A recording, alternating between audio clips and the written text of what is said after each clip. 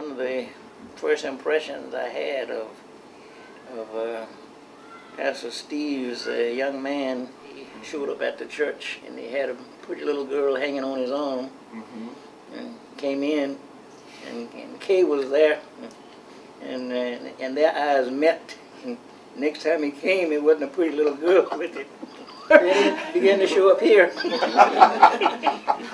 And I felt strongly that with the proper nurturing, and this is, it would be, he'd make a great preacher.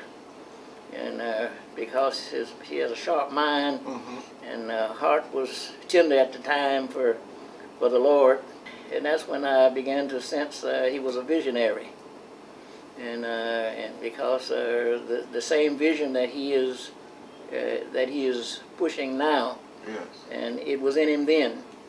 In the course of time, I did recommend him to be the pastor because I felt he was a visionary, and sometimes you don't always understand visionaries. Can you speak to how Pastor Coleman did things to help you for headship, and maybe even things you didn't understand?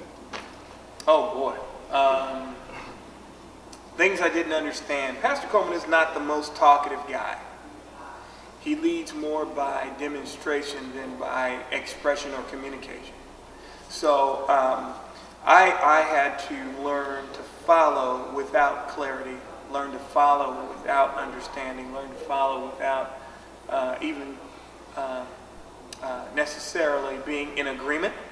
And I've told the story of internal complaint and internal frustration, and God kind of got my attention. He jacked me up in a positive way by saying, at some point, you're going to lead. And the way you lead is how other people are going to, the way you follow is how people are going to follow you when you become the leader. So that was one of the things, learning that way. And then secondly, just by watching the way he handled people, the way he cared for people. He genuinely cared. And when people were doing ugly things to him, and ugly things about them or toward them or saying things about he and his family, he just consistently operated in character and integrity. If you know anything about Dad Coleman, you know he's a good soldier. He's a soldier. He is true to what his call and purpose and identity is. And so he doesn't allow stuff to get him off track. So that was two key things. Sticking with it, be a third thing I'd say. Just the ability to stay with your assignment. Pastor Coleman sowed when there was no sense of reaping, when there were no results, no visible, tangible evidence of anything.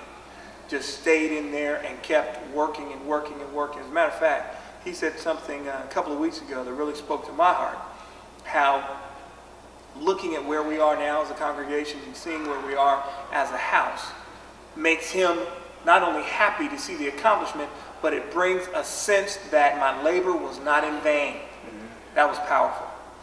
That was powerful.